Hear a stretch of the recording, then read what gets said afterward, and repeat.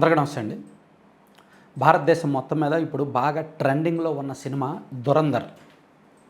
రణ్వీర్ సింగ్ ముఖ్య పాత్రలో ఆదిత్య ధర్ దర్శకత్వం వహించిన ఈ సినిమా సంచలనం సృష్టిస్తోంది. ఈ సినిమా కథ నిజంగా జరిగిన కథ కావడంతో ఇది బయోపిక్ కాదు, కానీ జరిగిన సంఘటనల ఆధారంగా దీన్ని రాసుకొని తెరకెక్కించారు. సో దీనిలో పాత్రలన్నీ కూడా నిజంగా జరిగినట్టుగానే ఉంటాయి.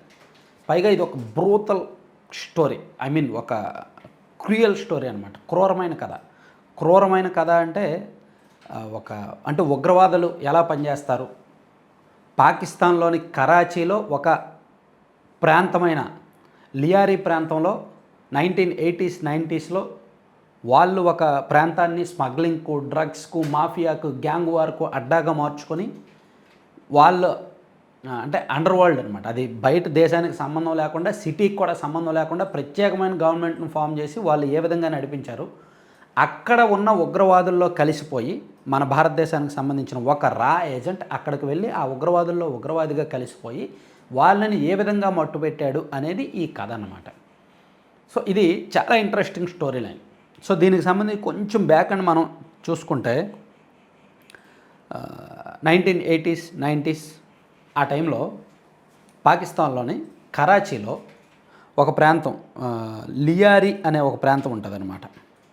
అదొక ఇప్పుడు హైదరాబాద్లో అనేక ప్రాంతాలు ఉంటాయి కదా, పాత బస్తీ ఒక ప్రాంతం, అలాగే ఢిల్లీలో ఒక ప్రాంతం, అలాగే ముంబైలో ఒక ప్రాంతం, అంధేరి లాంటి ప్రాంతాలు, ఇలా ప్రతి ఏరియాలో ప్రతి సిటీలో కూడా పెద్ద పెద్ద సిటీస్లో సెపరేట్గా కొన్ని ఏరియాలు ఉంటాయి. అలాగే పాకిస్తాన్లోని కరాచీ సిటీలో లియారీ అనేది ఒక ప్రాంతం. ఆ ప్రాంతం అసలు బయట గవర్నమెంట్కి సంబంధం లేకుండా అక్కడ గ్యాంగ్స్టర్ల చేతిలో ఉండేది. ముఖ్యంగా రెహమాన్ డెకాయిట్ అనే ఒక పెద్ద గ్యాంగ్స్టర్ చేతిలో ఉంది. ఆయనకు పాకిస్తాన్లో ఉన్న పాకిస్తాన్తో అంతర్యుద్ధం చేసే బెలూచిస్తాన్ వాళ్ళతోనూ అలాగే ఆఫ్ఘనిస్తాన్ వాళ్ళతోనూ దగ్గర సంబంధాలు ఉండటంతో ఆయన నేరుగా వాళ్ళతో సంబంధాలు పెట్టుకొని drugs and weapons, illegal weapons and చాలా వరకు తను ఇంపోర్ట్ చేసుకొని అక్కడ ఒక ప్యారలల్ గవర్నమెంట్నే రన్ చేశాడు. పోలీసులకి అండ్ పాకిస్తాన్ సైన్యానికి, పాకిస్తాన్ అధికారులకి ఎవ్వరికి దొరకకుండా, అసలు పాకిస్తాన్లో పోలీసులు కానీ, సాధారణ పౌరులు కానీ, లేదా ఎవరైనా సరే అక్కడికి వెళ్ళడానికి భయపడేంత పరిస్థితి, అక్కడికి రానిచ్చేవాడు కాదు అసలు. సో అక్కడ అంతర్గతంగా గ్యాంగ్ వార్ జరిగేది. మళ్ళీ ఆ ప్రాంతంలో విపరీతమైన సెటిల్మెంట్లు, విపరీతమైన గ్యాంగ్ వార్, మాఫియా, డ్రగ్స్ ఇదంతా జరిగేది. ఆ టైంలో ఒకానొక టైంలో పాకిస్తాన్ అధ్యక్షుడే నేరుగా మీడియా ముందుకు వచ్చి రెహమాన్ డెకాయిట్ గురించి వార్నింగ్ ఇచ్చిన పరిస్థితి ఉంది. అయినా సరే లొంగలేదు. పోలీసులు కూడా అక్కడికి వెళ్తే తిరిగి రారు అనేంత భయం అనమాట. ఒకానొక సమయంలో దాన్ని నో గో జోన్గా పాకిస్తాన్ ప్రభుత్వం ప్రకటించింది, అంటే అక్కడికి ఎవరు వెళ్ళొద్దు అని. సో అంత దారుణమైన ప్రాంతం. అక్కడ ఉగ్రవాదులు కూడా ఉంటారు. సో ఆ ప్రాంతంలో మన భారతదేశంలో 2001లో పార్లమెంట్ అటాక్స్ జరిగాయి. ఆ తర్వాత కొన్ని ఉగ్రవాద అటాక్స్ అవి జరిగాయి కదా. సో ఆ టైంలో మన భారతదేశంలో ఇంటెలిజెన్స్ వింగ్ వాళ్ళు, రా ఏజెంట్స్ ఉంటారు కదా, రీసెర్చ్ అండ్ అనాలిసిస్ వింగ్ వాళ్ళు ఒక ఏజెంట్ని, ఒక మేజర్ని తీసుకొచ్చి, మోహిత్ శర్మ ఆయన పేరంట. సో ఆయన తీసుకొచ్చి ఆయన్ను గూఢాచారిగా ఈ లియారీ ప్రాంతంలో ఉగ్రవాదుల్లోకి చొరబడేలా చేశారనమాట, పంపించారు. ఆయనే వాళ్ళల్లో ఒక ఉగ్రవాదిగా కలిసిపోయాడు. తన జీవితంలో చాలా వరకు అక్కడే స్పెండ్ చేశాడు. వాళ్ళల్లో ఒక ఉగ్రవాదిగా ఉంటూనే, వాళ్ళతో పాటు అన్ని హింసాత్మక సంఘటనల్లో, అన్ని దాడుల్లో పాల్గొంటూనే వాళ్ళని ఒక్కొక్కరిని మట్టుపెట్టేవాడు. దానికి సంబంధించిన సమాచారం అంతా కూడా భారతదేశానికి అందించేవాడు. సో ఇది చాలా పెద్ద కథ. అందుకే 3 గంటల 30 నిమిషాలు తీశారు ఈ సినిమాని. సో సినిమాకి మంచి టాక్ వచ్చింది. IMDb రేటింగ్స్లో 8.2 వచ్చినట్టుంది. అండ్ రకరకాల రివ్యూస్లో యావరేజ్ రివ్యూస్ 3 out of 5 వస్తున్నాయి అన్నమాట.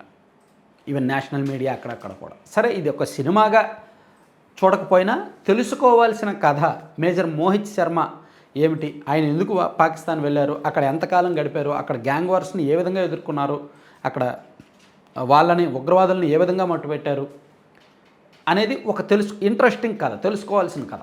ఆయన ఆధారంగా, ఆయన జీవితం ఆధారంగా, అండ్ ఈ రా ఏజెంట్ అసలు ఇంటెలిజెన్స్ ఏ విధంగా పనిచేసింది, అక్కడ అస్లాం ఖాన్ చౌదరి అనే పోలీస్ అధికారి ఏ విధంగా ఆ ప్రాంతాన్ని లియారి అనే ప్రాంతాన్ని సాధారణ ప్రాంతంగా మార్చడానికి ఎంతవరకు ఆయన తెగించాడు, వాళ్ళతో ఎంతవరకు పోరాడాడు, ఇవన్నీ కూడా చాలా ఇంట్రెస్టింగ్గా చూపించారు ఈ సినిమాలో.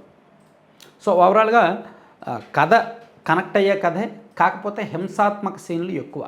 సాధారణంగానే ఉగ్రవాదము, దాడులు, గ్యాంగ్ వార్లు, మాఫియాలు అంటే ఇవన్నీ ఉంటాయి కదా. సో అవన్నీ కూడా ఎక్కువ ఓవర్ వైలెన్సే చూపించారు. సో రణ్వీర్ సింగ్ ఇటువంటి క్యారెక్టర్స్లో మరింత ఇన్వాల్వ్ అయ్యి చేస్తాడు కాబట్టి బాగానే ఉంది. అతని పాత్రకి మంచి పేరు వచ్చింది, అతని యాక్టింగ్కి మంచి పేరు వచ్చింది. సో అతని యాక్టింగు, అలాగే కథలో సెకండ్ హాఫ్లో వచ్చే కొన్ని సీన్లు అండ్ ప్రీ క్లైమాక్స్లో వచ్చే ఉగ్రవాదులను మట్టుపెట్టే మొత్తం ఒక విపరీతమైన యాక్షన్ సీన్, ఒక 20-25 నిమిషాల పాటు ఉగ్రవాదులందరినీ మట్టుపెట్టే సీన్, ఆ సీన్లు అండ్ ఇంటర్వెల్ టైంలో వచ్చే సీను, అలాగే ఈయన వాళ్ళలోకి ఎంటర్ అవ్వడానికి తనను తాను మార్చుకొని తను ట్రైనింగ్ అయ్యే సీన్లు, ఇవన్నీ కూడా ప్రేక్షకులను కట్టిపడేస్తున్నాయంట. సో ఓవరాల్గా సినిమా కనెక్ట్ అయింది ఆడియన్స్కి. సినిమాగానే కాకుండా ఇది ఒక కథ, ఎస్ ఇలా జరిగింది, ఇండియన్ ఇంటెలిజెన్స్ వాళ్ళు తన రా ఏజెంట్స్ని అంటే గూఢాచారుల్ని ఇలా పంపించారు ఉగ్రవాదుల్లోకి. సో ఆయన అంత రిస్క్ తీసుకొని అటువంటి నో గో జోన్లోకి, అసలు పాకిస్తాన్ ప్రభుత్వమే నో గో జోన్ అని ప్రకటించింది అంటే ఆ ప్రాంతంలోకి ఒక భారతీయ సైనికుడు వెళ్ళాడు అంటే మామూలు విషయం కాదు కదా. సో అందుకని అతిపెద్ద విషయాన్ని భారతీయులందరికీ తెలియజేయాలని ఈయన దాన్ని సినిమాగా తీశారు.